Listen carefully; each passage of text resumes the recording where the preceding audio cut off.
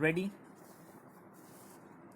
Start. A further application was filed by one Mr. A.K. Arora, who is also an MLA of the Haryana Vidhan Sabha. The prayer in all the said applications was for leave to intervene in the special leave petition filed by the Speaker of the Haryana Vidhan Sabha. The same were allowed by order dated 28 February 2012.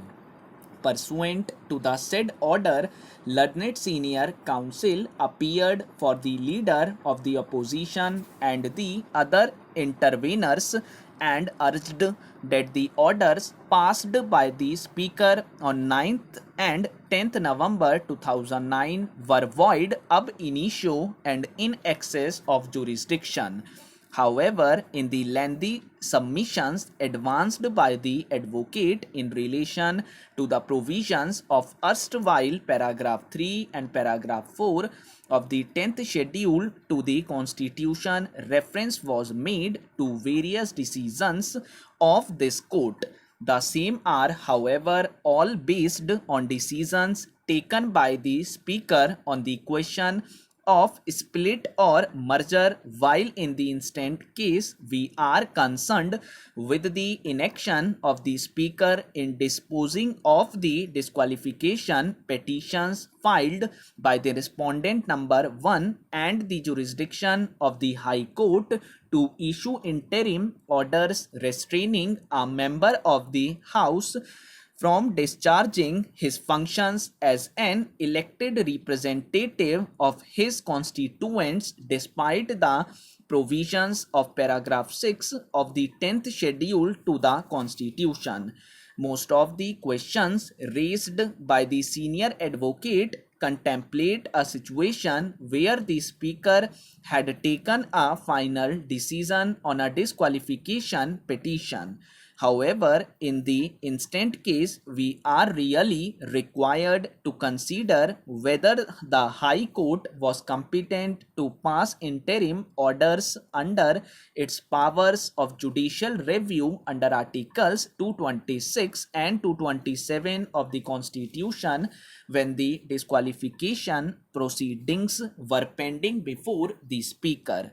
In fact, even in another case which has been referred to in extensively earlier by the scope of judicial review has been confined to violation of constitutional mandates, fraudulent non-compliance with rules of natural justice and perversity, but it was also very clearly indicated that having regard to the constitutional scheme in the 10th schedule, normally judicial review could not cover any stage prior to the making of the decision by the Speaker or the chairman of the House, nor any other action was contemplated or permissible. From the submissions made on behalf of the respective parties, certain important issues emerge here.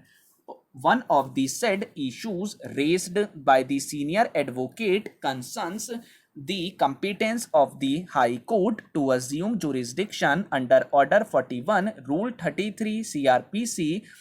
when disqualification petitions were pending before the Speaker and were yet to be disposed of. Another important issue which arises that the submissions made on behalf of the respective parties is whether the question of disqualification on account of merger which had been accepted by the Speaker could have been entertained by the Speaker under paragraph 4 of the 10th schedule when such powers were vested exclusively in the Speaker under paragraph 6 thereof. Relying on the earlier decisions of this court, the learned single judge came to the conclusion that while passing an order under paragraph 4 of the 10th schedule to the Constitution, the Speaker does not act as semi-judicial authority and that such order would necessarily be subject to adjudication under paragraph 6. Accordingly, the main challenge to the impugned decision of the division bench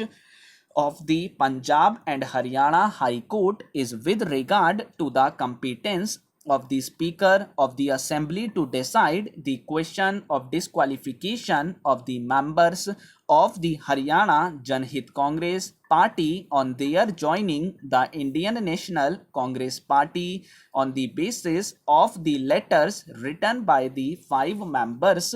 of the former legislature party. Incidentally, the learned single judge held that the issue would have to be decided by the Speaker himself while considering the disqualification petitions under paragraph 6 of the 10th schedule to the Constitution. What is important, however, is the question as to whether such a decision could be arrived at under paragraph 4 of the 10th schedule to the Constitution, where under the Speaker has not been given any authority to decide such an issue.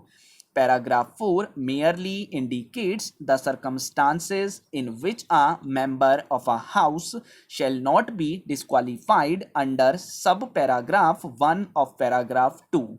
One of the circumstances indicated is where the original political party merges with another political party and the member claims that he and any other member of his original political party have become members of such other political party, or as the case may be of a new political party formed by such merger, as stressed by the learned Solicitor General for the purpose of subparagraph 1, the merger of the original political party of a member of the House shall be deemed to have taken place if and only if not less than 2/3 of the members of the legislature party concerned agreed to such merger.